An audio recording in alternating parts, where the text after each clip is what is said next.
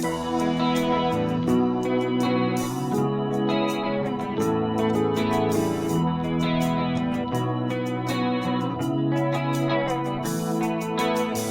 you knew me before, you wouldn't even look my way.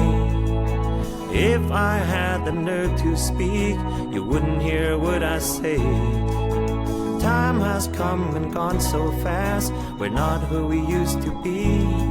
And welcome back to Sullivan's Unheard Voices. I'm here with Brenda. Brenda, thank you so much for joining me today. Thank you for inviting me. I'm excited.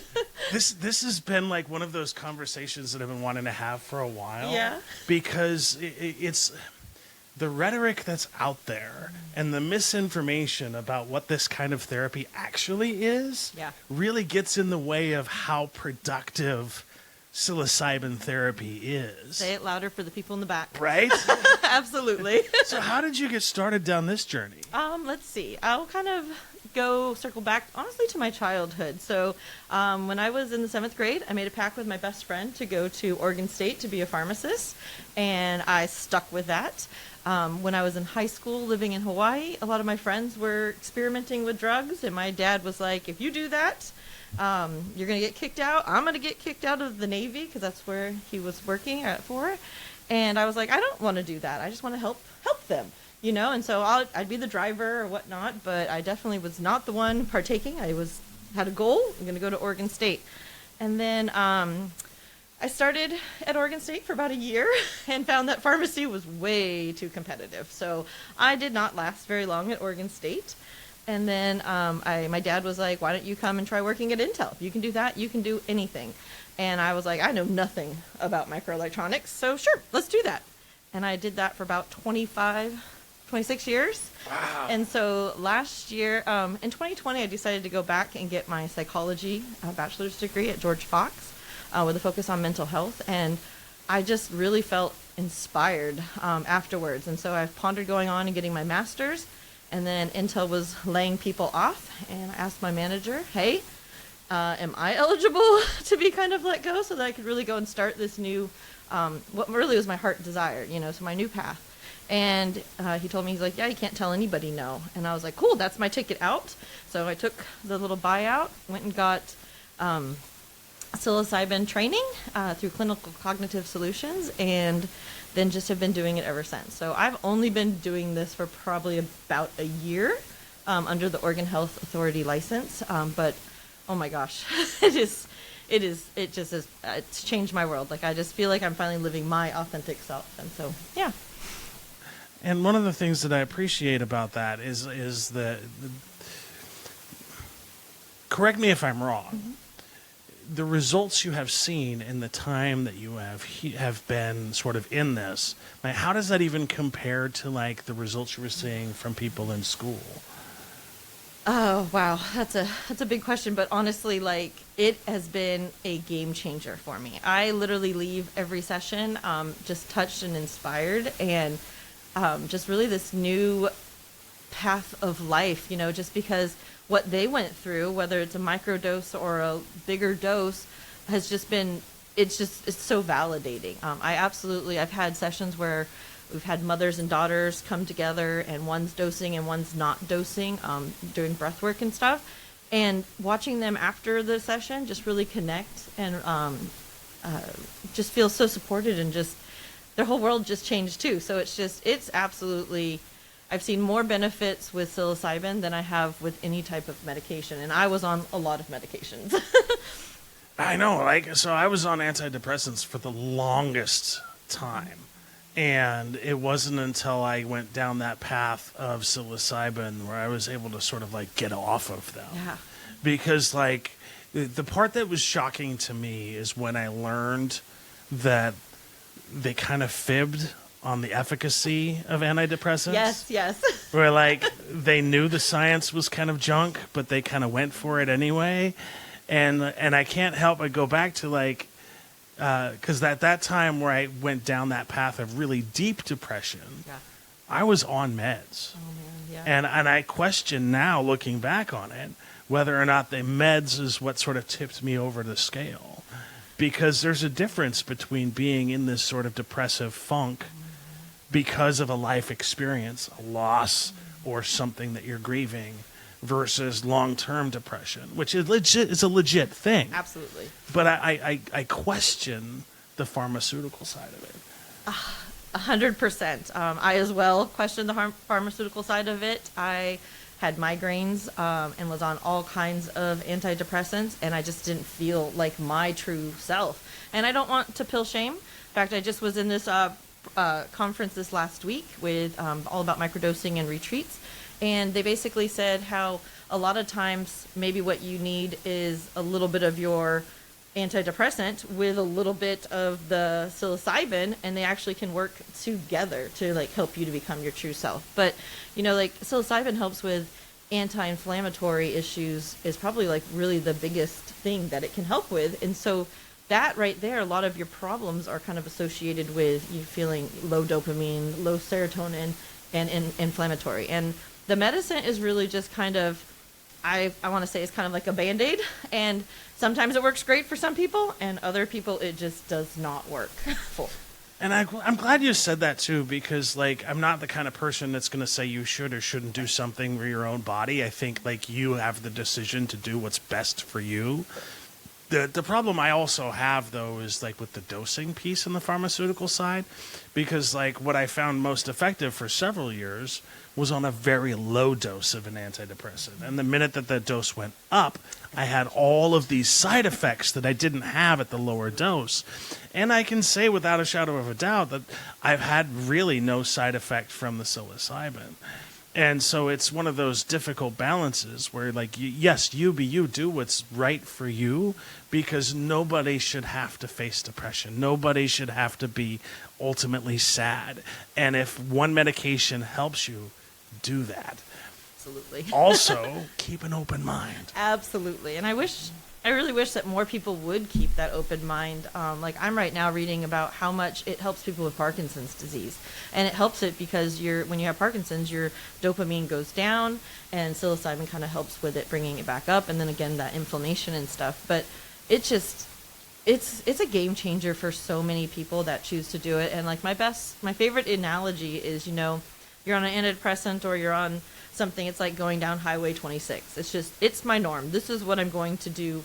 I'm not going to even think about taking a side road or take a side. And that's what psilocybin does, is it goes, well, hey, why don't you take this side? Why don't you go drive down Germantown Road and enjoy the trees? And, there's other options. And so it really allows you to just not connect yourself with the medication or the depression, but now being like, hey, that is a part of me, but that's not who I am. So, yeah. And I like the part, too, that people can get into it on the microdose level, because what that does, and correct me if I'm wrong, is that it kind of opens up your neural pathways so that you can experience things over again without being emotionally attached to it, right? Is that kind of this skinny? Absolutely. And I don't want to say that it like numbs you, but it gives you like these other avenues, these other roads that you could take, these other ways of like looking at it. And so when you're having depression or anxiety, you're kind of like engrossed in that. You're like, I don't know really who I truly am. And then when you take psilocybin, it goes, well, wait, this is who you were before somebody told you that you were depressed and that put this systemic issue on you or that. And so it's just really, it really allows you to really kind of go back to who you truly are as a human being and bring that person back out. So. And so, like, take me through like the idea, right? So, like, let me ask this a different way. As a therapist, how do you approach a session with psilocybin therapy that is different? And maybe it's not different, I don't know. But how do you approach the session from a therapeutic lens if somebody is doing a sort of guided therapy session? Absolutely. So first off, I'm not allowed to say I'm a therapist. I'm a facilitator. That's fair. I would love to be a therapist someday. And that's actually where I'm working with now is at Seven Gate Sanctuary. I now have a bunch of neuroscientists and therapists. And so if somebody comes to me during an intake, so they, send out a message to my email or to one of the different service centers like, hey, I'd like to work with Brenda. So the first step is for me to really evaluate if psilocybin is going to be a good fit for them. And I've turned away many people and maybe said, hey, why don't you go check out this person? They've got a little bit more experience. Maybe they are wearing the dual hats of therapy and facilitator. But once you kind of go through the Oregon Health Authority forms, which is really, some people kind of like are concerned with, why do I got all these forms to fill out? Well, really that's our way of helping with harm reduction. And so I'm able to now kind of vet and talk, do you have a therapist that you've already working with? If not, let me provide you with somebody that I'd recommend that believes in psilocybin. Let me make sure that you're not taking lithium, or, if you are on anxiety medications, let me make sure that we kind of up your dose so that you're not blunted. And so that's really what you get when you get a Oregon Health Authority licensed facilitator. And then the day of the journey, and we usually do 1 or 2 prep sessions of going over the forms and just really kind of getting to know each other and make sure I'm a good fit for them and they're a good fit for me. And then I hardly ever recommend high doses. I think that you can get, honestly, I probably specialize in the micro doses, but I think you can do a great journey with 20 to 25 milligrams. And so you'll come, and then you kind of, what I think I love about it the most is, and it definitely happened for myself, is that you are so supported. Like if you do psilocybin out in the woods, are you really supported? I don't know. You're just kind of getting high and, and that's not what this is about at all. This is 100% about you wanting to set an intention and then putting an eye mask on. I need to be very clear about that, because one time I told someone about a mask and it was funny. They were like thinking a scuba mask. I'm like, no. Eye mask. And then we play ethereal type of music. I usually request that they send me a few songs so that when they're in their journey, if they hear that song, it kind of will help bring them back in case it's like really kind of heavy. And then that ethereal music is just like drums and nature sounds, and just really kind of takes us back to the indigenous culture of where this really has been working for many, many, many years. And then they go through their session. After their session, they go home. They're not allowed to drive, so hopefully they go home to a nice supported place where they're kind of continued to be taken care of. And then the next day I call them and see how things are going, what's kind of changed, and that's what we call integration. And with me, you get as many integration sessions as possible. Like, you've got a new friend, I'm going to be there to kind of like help you out, because I truly love it. I absolutely love helping people. I love hearing their stories. I love hearing how it has like changed them and impacted them in a positive way. And there's definitely been negative ways, but for the most part, I've had really positive experiences with it. So. And one of the things I'm kind of curious about in terms of like the journey in a sort of therapeutic session, because you're talking about the eye mask and sort of like that micro dose.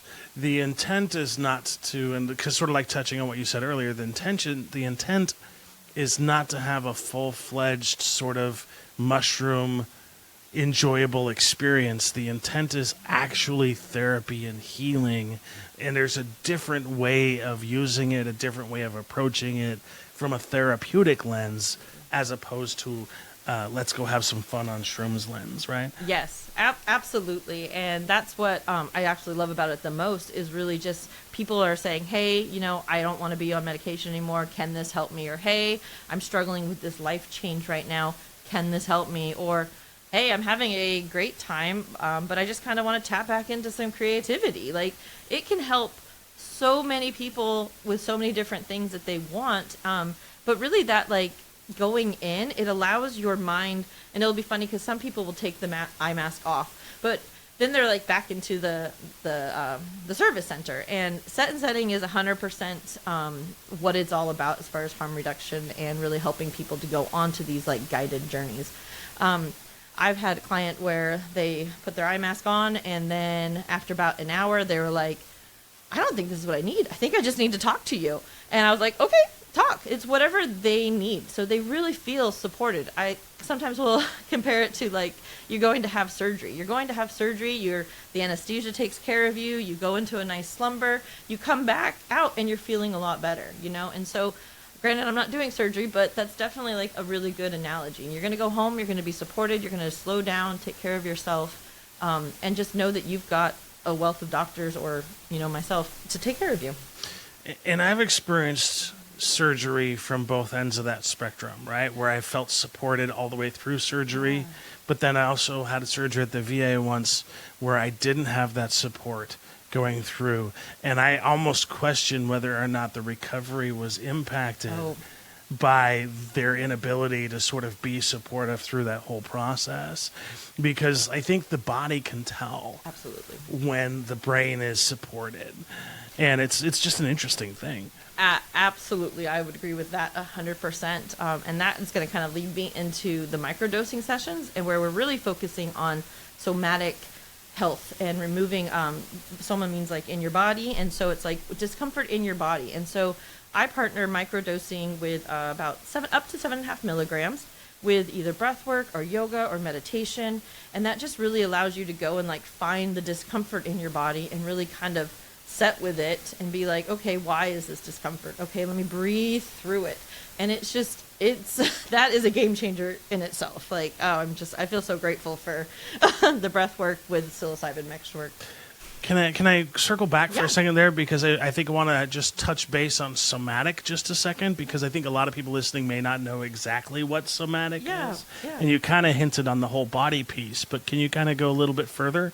So I believe like we're all, well, I don't just believe, but we're all energy. And so soma is like what's in your body and what's kind of stored, your stored energy. So maybe you've got neck problems, but maybe it's due to stress. And so if you're able to like kind of breathe through that or meditate through that or yoga and like move your body or qigong, then you're going to be able to kind of like release that. And psilocybin just adds that extra little layer so that you can kind of release that stored energy that really doesn't define you, but is causing pain. It kind of gives you permission for your body to relax. Absolutely. Right? Because if the default is your body's always tense and always in pain and always sort of like, absolutely. Sometimes you need that tiny little microdose to just breathe.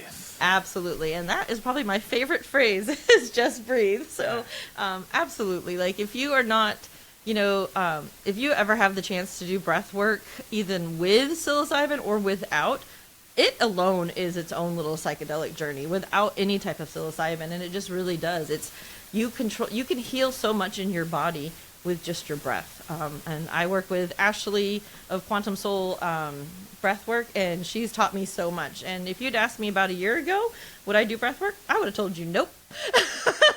Absolutely not. And then I went to this thing in June put on by Elizabeth, or the Elizabeth Studios. Her name is Sarah Holderson that owns it. And she had us thanking our bodies. And thanking our bodies for the pain that had caused us. And so I stopped and I thanked my body for all of my migraines, because if I hadn't had them and wasn't on all these medications, I wouldn't have been like, hey, it's time to go and do something else, And so if it wasn't for the migraines, I wouldn't be sitting here today talking to you about psilocybin. I'd be talking to you about tech. And so I'm really like grateful for things like that. And then we ended up doing breath work and sound healing. And I now do breath work probably once a month. Easily, because it's a game changer. Adding it with psilocybin is just extra.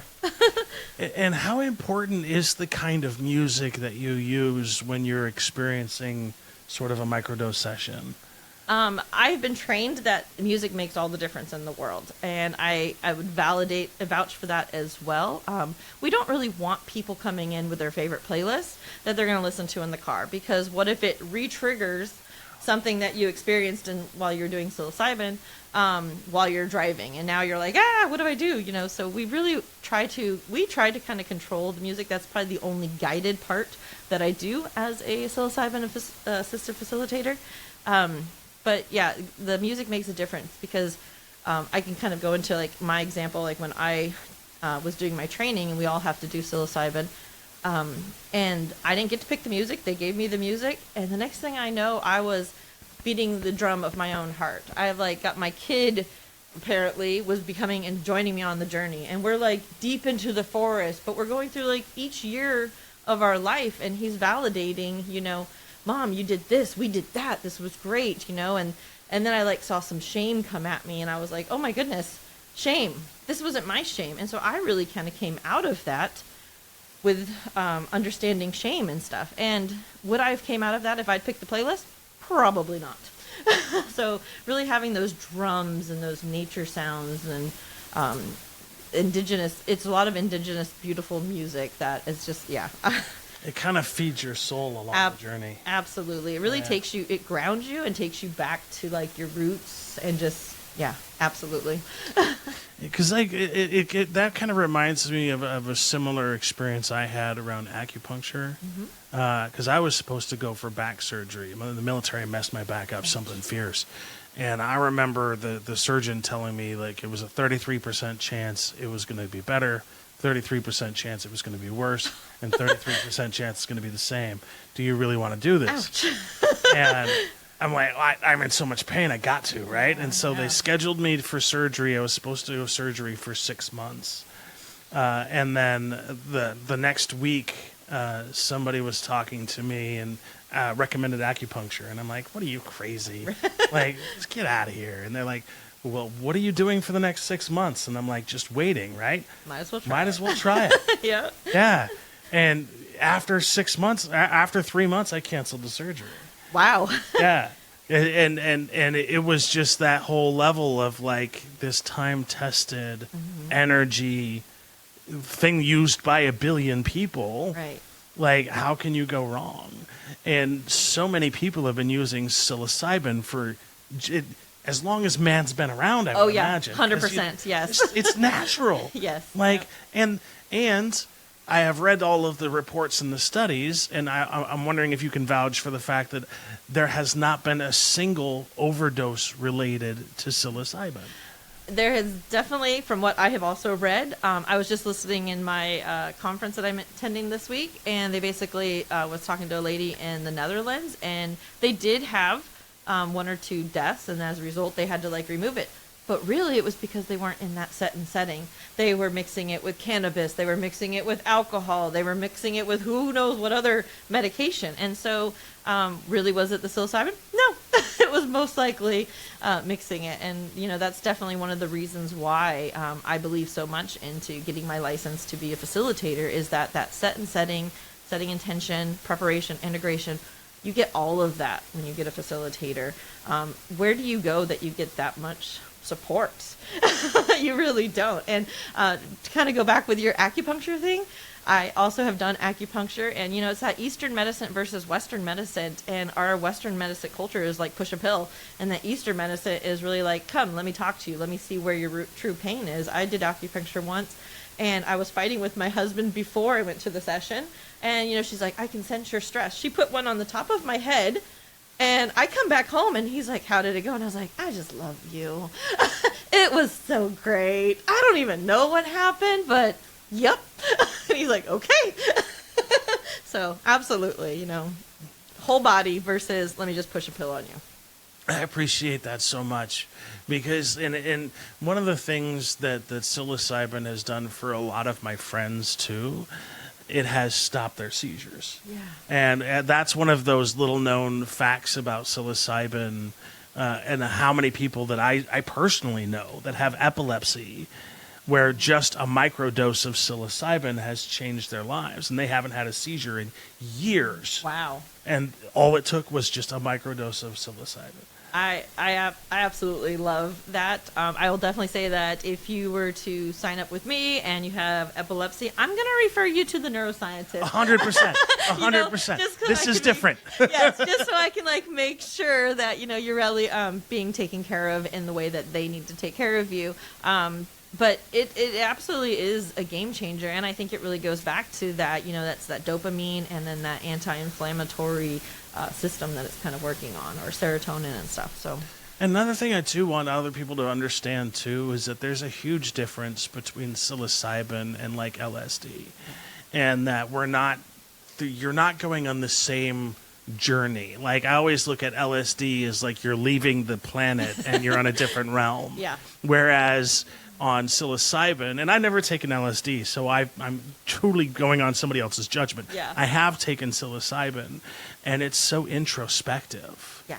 Like, even if you're not even wanting to or even thinking about it, you start to become introspective and take a look at, like, where you've been and what but in a different kind of way. Like, normally, like, when you look back at your life and you look at it from this sort of shoulda, coulda, woulda lens. Yeah. With psilocybin, it's like, let me dissect what happened in that moment, and that's different. That is definitely different, and it is really like I'm not trying to make them so like wow, so definitely good. You definitely become more introspective. Like I'm gonna say, for example, I used to drink all the time, and I used to drink to kind of escape or deal with whatever stress I was in. Now I drink maybe once a week when I go to trivia on Tuesday nights, maybe on Sunday while we're watching football, but not on a daily basis. And it's just because it's like, why am I drinking? I don't need to drink.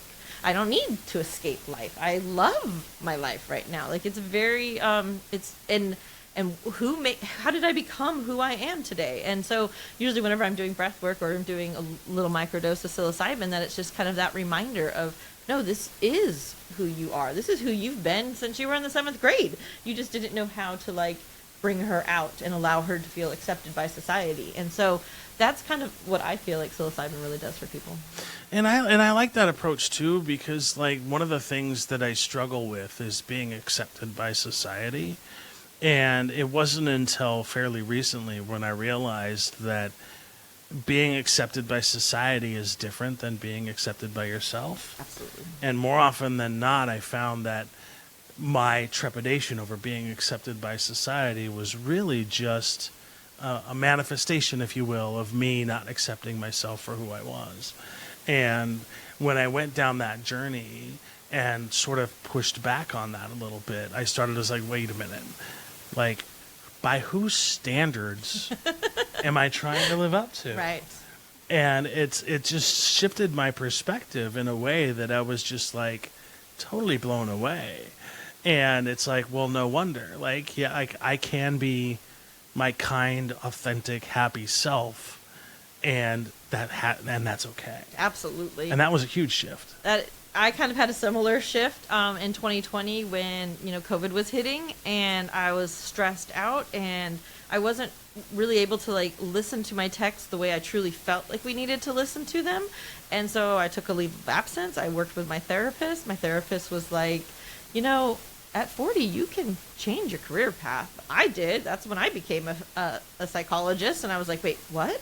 I can. And so I then kind of was like, went inward and I was like, wow, I can go back. I can do anything. And so I signed back up, went to school, and then just really started trusting my own instinct. Took off my mask, of this is who the world wants me to be. They want me to be this huge leadership. I don't want to be that huge leadership in tech. I want to go and help people, I don't want to build AI. I don't believe in AI. AI is great for, helping troubleshoot some computer issues, but that's about the extent of it, And so I really kind of looked at who I was being forced to be because I was taking care of, my family and I needed this job. And then I was like, no, I now have permission to go and be my true self. And so, you really got, and some people need psilocybin for that. I definitely needed a little bit of psilocybin for that. Some people need a huge ego dose. I personally would never do a huge ego dose, but I feel like I had my own little, ego death with just 20 milligrams. And so everybody is different. And at the same time, we're all the same. We're all just trying to be our true self. Yeah. And something else I'm curious about. So in terms of like psilocybin therapy, do you think there will be a pathway for insurance to sort of recognize that as therapy? And how do we sort of get that piece taken care of? Because the more we can get insurance to cover it, the more access people will have. And I don't know what the barriers for that would be. So a lot of stuff, I just learned this weekend, that we're observational scientists or citizen scientists. And so a lot of what we know right now with psilocybin is those all anecdotally. And so we don't have a lot of stuff documented, peer-reviewed, researched, and things like that. OHS is doing a great survey so that you can sign up for, and I highly promote it.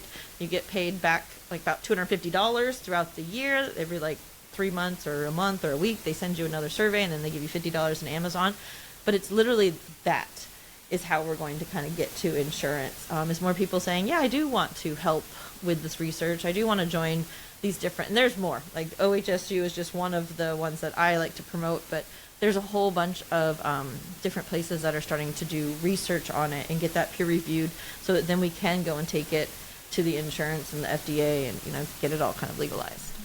And to anybody listening that has this question of why is it taking so long to start this research, it's because it's been illegal for so long. And good luck getting a federal grant to research an illegal substance. 100%. And so because it's been illegal for so long, it puts such a limitation on where we could be. Like, I can only imagine how far we could have progressed if they would have just taken a look at this like 10, 15 years ago. I know better late than never, I hear all the time too, but it's like at the same time, I'm like, come on. Yeah. I hope in my lifetime that, this will be you can go to your doctor and say, hey, I want to go and do a psilocybin journey. There's definitely lots of research also being done in Stanford and California. I think it's kind of interesting that Oregon became one of the first people to legalize it, whereas, you would have thought more like California, they've got like research and stuff on it. But yeah, I feel like sometimes, and it's my little conspiracy theory side of myself, but, they don't want us to have our minds expanded. They don't want us to really be our true selves. That's how do you have mind control kind of over that? So it's really kind of disheartening, but I hope in my lifetime, in your lifetime, that it does become legalized. I really hope so too, because like one of those things, and I think what you were talking about sort of like is a little bit, I'm a little hopeful more than others, is because Texas is legalizing it. Yeah. Yeah. Texas. Well, and I also just read. So Yeah. I'm hopeful. I was listening to Paul Stamets talk yesterday, and he was like, we need both. We need Republicans, we need Democrats. And the Democrats come out and they're like, hey, what about this crazy idea? And then they kind of like sit on it, and then the Republicans go, oh, wait, that was actually a good idea. And so we actually do have a lot of Republicans on board because it's helping so many veterans and first responders. Like it's a game changer for veterans and first responders. So fingers crossed. and one of the things that I can't stress the importance enough is you have a certain time frame of treatment for people who have been to combat and have PTSD, where if you can do an intervention as soon as the symptoms present itself, you can curb a lifetime of symptoms. But the longer you wait, the harder it is to break that cycle of PTSD. And so when we're talking about psilocybin therapy, and particularly for veterans, we are literally talking about the difference between life and death. Absolutely. Especially if you count in the 22-a-day suicide rate, all of these other factors about a veteran experience. And as a veteran myself, I am deeply committed to doing anything we can to help that population, because they experience a lot of things that people can't even imagine. And just the fact that we have something now that could help stem the tide of taking a person's life. My question is, what value do you place on life?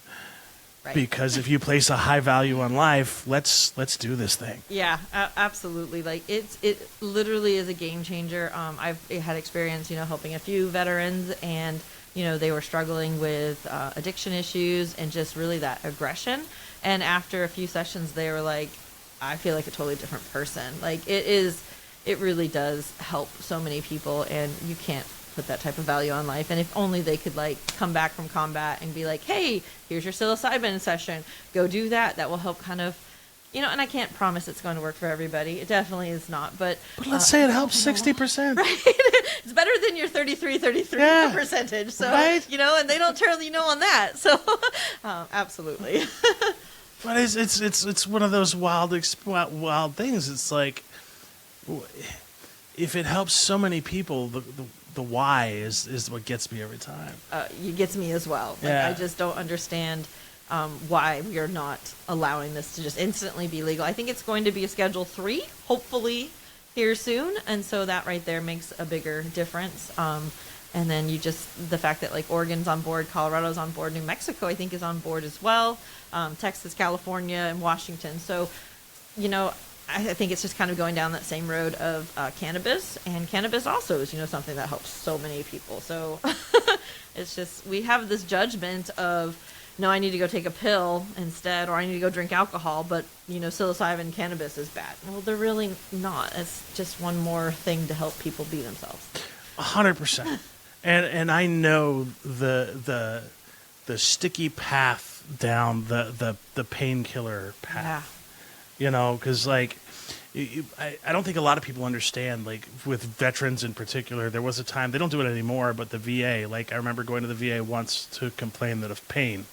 And I show up, and in the mailbox the next, like 2 weeks later, here's 120 Vicodin. Oh, wow. No plan on how to use it. No strategy on like what to do. No, just here you go. Take a pill. And here's seven refills. Oh my gosh. Yeah. Yeah. That is when I was doing my psychological or psychology studies on mental health. We read, which I hate even bringing this name up, but J.D. Vance's Hillbilly Elegy, and that's actually where my family is kind of from, is Greenup, Kentucky and stuff. And so I was so grateful that my dad was in the military and took us away from that environment where West Virginia was getting like the #1 amount of opioids. And you know, people don't understand what that is really doing to our society, or what alcohol is doing to our society. And I'm going to tell you right now, psilocybin is never going to do that to their society. They're going to really help people open their minds, see life through a different way, and just be like, hey, you know what? That bothered me yesterday. It doesn't bother me so much anymore. So it's, popping a pill and not giving them the type of support that we're giving you with psilocybin is just kind of sad. It's really sad. It's sad across the board, right? That a lot of the medications that we are prescribed, we're not really well informed as to everything. And one of the cool parts about the psilocybin journey or experience through a facilitation model is that you're very clear as to what's going to happen, what to expect, all of that stuff. It's almost like one of those neurodivergent affirming sort of levels of care. Yeah, absolutely. Because it's one of those things where if you have that, you're pretty much going to guarantee, with few exceptions, it's going to be a positive reinforcing experience. I could definitely say in all of the sessions that I've done, I've only had probably one bad experience, and the rest of them have been that really truth-telling, that positive experience, that life-changing, moment for them, whether it was a microdose of 2.5 milligrams or a bigger dose of 30 milligrams. Like, it just really helps them to remove those fears and on that mask, and so they can really just move forward in being themselves. And a lot of them have even said that they were on different medications, and so it really pulled them off of that, or they were drinking a lot and then they're not doing that, or they were smoking cannabis all the time and now they're not doing that. Is that going to happen for everyone? I don't know, but I would rather try that than possibly, especially if you've got addiction in your genealogy, or not genealogy, but your genetics. Like, you should probably go try psilocybin before you pop that Vicodin. So 100%, 100%. And the other piece too that I'm kind of curious about, in terms of like what has changed in terms of like the last year since this thing is sort of like on the journey. A lot of people may not understand how it's consumed in that therapeutic session. Oh, yeah. Like, is it like a pill that you take? Is it like how do you source the psilocybin for your therapeutic experience? That is probably what I love the most about it, is that one, we're getting it from a lab that is also authorized by Oregon Health Authority. They are doing the testing on it. They are making sure that you're really getting, if I say I want to do 5.5 milligrams, then that's what you're pretty much going to get. They've tested it so that it's very dialed in. You don't just go in and eat a mushroom and be like, I hope that was 20 milligrams. No, we've got it dialed in. And then we've got it dialed in where that should only last you about 5 hours. And then you start kind of coming down. And then the way that people can take it whenever they show up at a service center is sometimes it's already ground up and they can have it in tea form. We've learned recently about lemon teching. So adding either lemon juice or orange juice with it helps kind of get lift off a little bit like faster.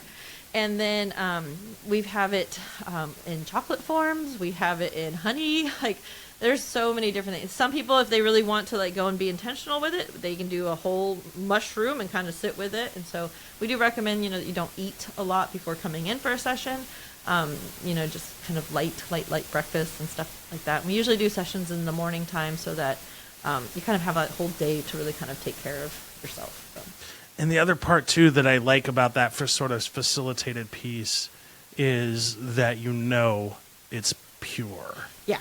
We're not giving you stuff that's got, like, mold in it, or, cow stuff. Or laced or whatever, with fentanyl. Or laced with fentanyl, yeah. And, I mean, honestly, like, I like to think of that kind of like how I was surprised, because I've also done psilocybin, underground in my past. And so it wasn't until I went into my own session and I'm doing this now lab tested psilocybin that I was like, oh my gosh, I take my mask off and I'm seeing the visuals. I had never seen those before.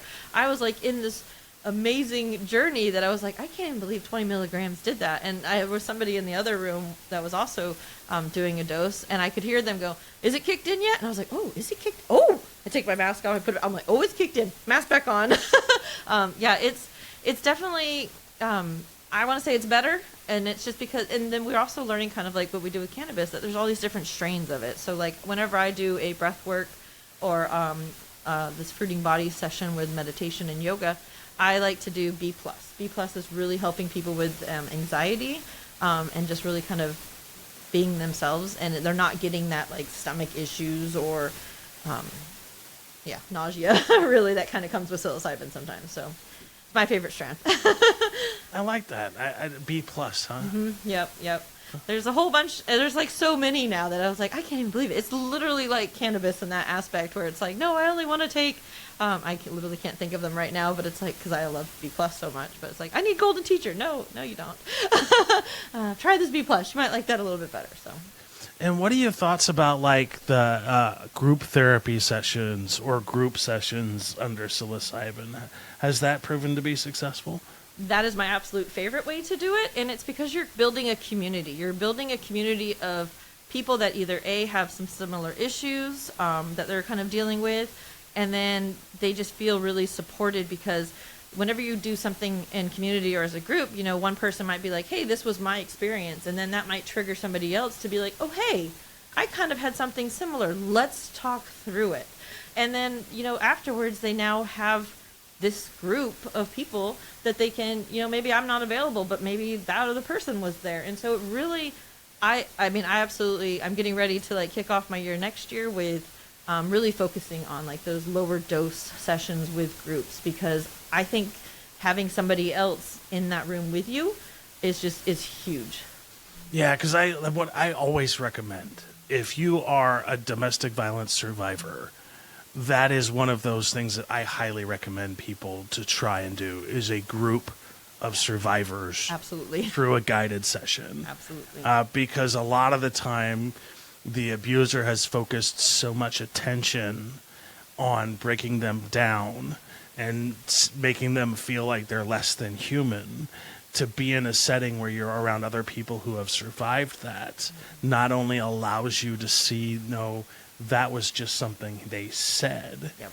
It also allows you to sort of feed off of other people's stories without that sort of risk of re-traumatizing or be re-victimized. Absolutely. And domestic violence survivors is one of the groups that I would really love, but I don't know that they're afraid, or I'm going to assume that that's what they really are. But I would love to have a group where we can really just kind of be together and work through the things that have been projected onto them, because that's not their mask. That's the mask that was put on them by somebody else. And it's definitely a part of them, but if we can help them to remind themselves of who they truly were before somebody forced that mask on them, absolutely. And I think a part of it might be that loss of control. Yeah. And it's totally like this misperceived loss of control, right? Because you fight so hard to get your own control back. There is this perception that if you go down psilocybin, you might lose control again. But I want to let people know that the cool part about psilocybin is you retain your control and have the ability to work through that experience. And I can't express just how transformative it could be if you take that chance. Absolutely. And then you've also got a different layer with it. I love therapists. I really highly recommend them. But as a facilitator, you're more supported with a facilitator. We really want to hear your true, authentic story. Like, we really want to help you with whatever it is that you're going through so that you can go back to being your true self. I don't really think you get that anywhere. I go to a doctor and I might have 20 minutes with my doctor if I'm lucky, but they don't know my whole story. They don't have that time. You do get it with a therapist, but again, you have that like hour. And so 45 minutes. yeah. And so, with a facilitator, you have now got, I'm going to say, a new friend, because that's what I think most facilitators do. We genuinely want to help. I've had different therapists who've actually done experiences, and they're like, you generally don't care about the money. Like, you really care about helping people. And it's like, yeah, the money will come. I believe money will circle around me. It will always be there for me. But that's not what I want to focus on right now. I really want to focus on how can I help more people feel like their true self, be seen, be heard, because that's the one thing I learned in psychology, is that when people have that, they really can go and do anything. Well, not only that, if you think about like society in general, right? Society is better when everybody has the ability to be happy and healthy and have self-respect. And there are so many structures in place now to limit that. Yes. Just to have a safe space where you can be your authentic self and not have to worry about all of those externalities is a game changer in my eyes. It is absolutely a game changer. I've had many people be like, where do I get just like 3 hours to just lay here and breathe and just think what's going on in my head and why these things were, stopping me. Like, why did I have that thought? That was a crazy thought, And so it's just, you don't get that in life. We're so like sped up and busy and constantly needing to be busy that we're really not taking care of ourselves the way that, we really could. And psilocybin really kind of allows you to just stop, drop in, and go with the flow, and just really come out the other end a better person. And I understand that whole like losing control. I want to say that you kind of lose more control in a dosage when you don't have this whole set and setting. 100%. Yeah. With these set and settings, that's really kind of what we're really trying to do. Is we're really not trying to help you to lose control, but I understand that as a fear. So. Yeah, and I think that's kind of where I was going with that. Is it's one of those things where it's not true. Yeah. But that's what you believe if you believe the horror stories of the media. Yeah. You absolutely. know. And it's so heartbreaking because, the media and just so many things have just like really taken it and making it gone this way when it really is not that at all. That's just fear-based. And a lot of people, those people that are all talking about it most likely never tried it. And so it's like, if you trust your doctor enough to go and pop that pill, why can't you trust myself or a therapist to come and try this? Because it's not for everyone. I really wish that I could say, hey, it's great for absolutely everybody. It's not.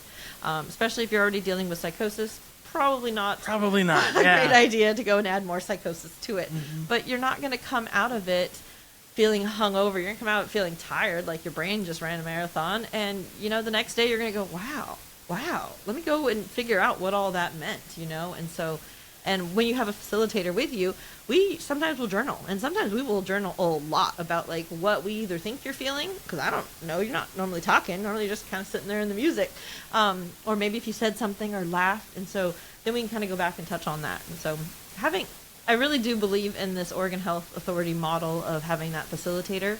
The one thing that I do kind of struggle with in Colorado is working on it is for people that are homebound or end of life, and making them come to a service center. So I respect a lot of people who still kind of do it on the underground, or like, no, I'm just going to go help that person out. And so it shouldn't be so controlled either.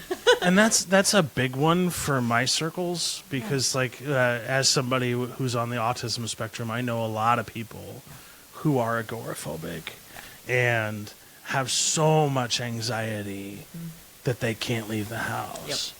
And having the ability to even go to a center and go through that experience is such a monumental task that I wish more people could take advantage of.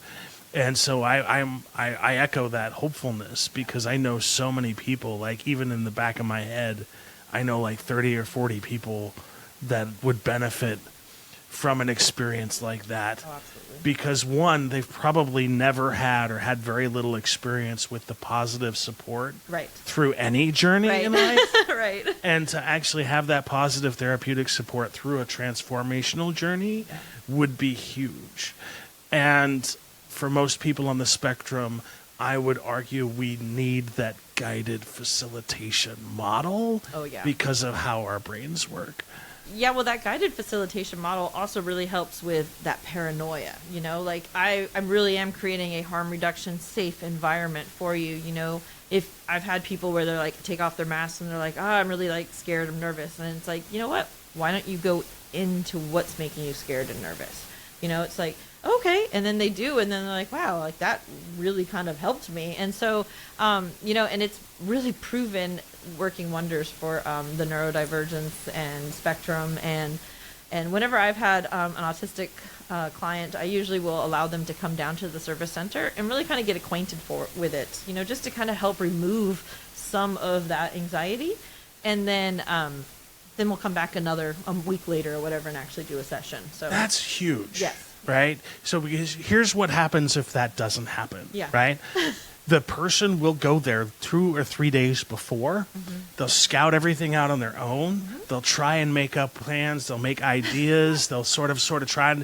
So the fact that you're able to do that takes that awkward alone piece that even I do before I start a job, right? Yeah. I go in the Saturday before and I scope out where the main door is, all of these things that I do in preparation just so I can successfully navigate my first day. Yep.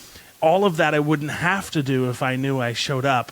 I had somebody there who could sort of answer all of my questions, especially the why. I would imagine they ask a lot of whys. Definitely a lot of whys. And you know what? That's honestly like what is amazing about it is it's like, you know, how can I help you to remove just this little layer of anxiety? Do you get that when you're going to go and have surgery? No.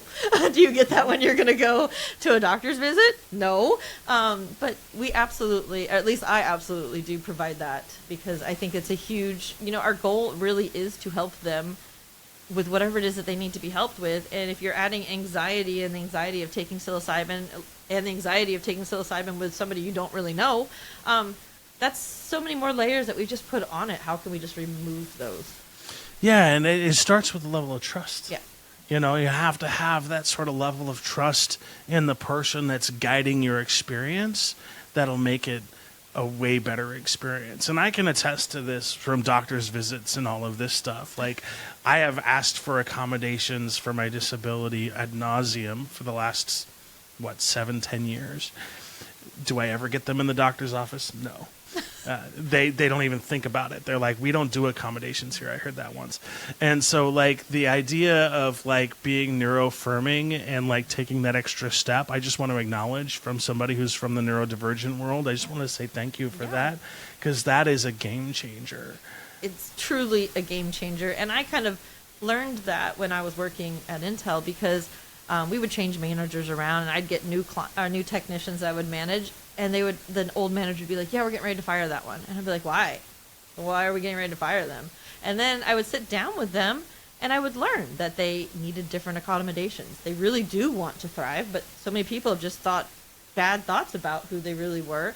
And so if you really kind of stop and listen and hear them, then you can really support them the way that they need to be supported. So. And the thing that I would love to change about the thinking of accommodations and period is that when people are asking for accommodations, they're not trying to get out of work. They're trying to get support so that they can give 125% at work. Absolutely. And most of them want to give 125%. 100%. Like, I can't tell you how many people that came to me being like, oh, we're getting ready to fire them. And then now they're managers, you know, as well. And it was just because somebody stopped and listened to them and helped them to find a path forward. So. Yeah, because more often than not, it's because their brains work a little differently. And if you just shift it to fit the way their brain works and stop asking people to do things when they tell you, I'm sorry, my brain can't do that, please accept that and just move on.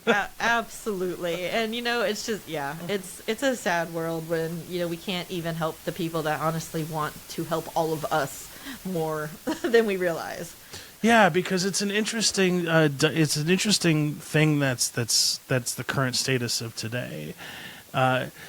Interesting is not the word. It's kind of sad. You have adults on the autism spectrum with advanced degrees, so that's a bachelor's degree or higher, and our unemployment rate right now is 85%. And the main barrier to that is the job interview. Every single time. Every single time. Because you're asking not only my brain to do something it can't do, you're asking me to abide by a popularity contest with rules that I don't know and can't figure out. And so no wonder I never get the job. You're putting me in like a interviewing situation that it's like, I'm not used to cameras on me, And so it's just, one thing that we kind of started doing when we were at Intel is that we would give people the questions ahead of time just to kind of help remove some of that anxiety of. It allows people to bring their best foot forward. It does. And don't we want to think the best of people? Yeah. I think we do.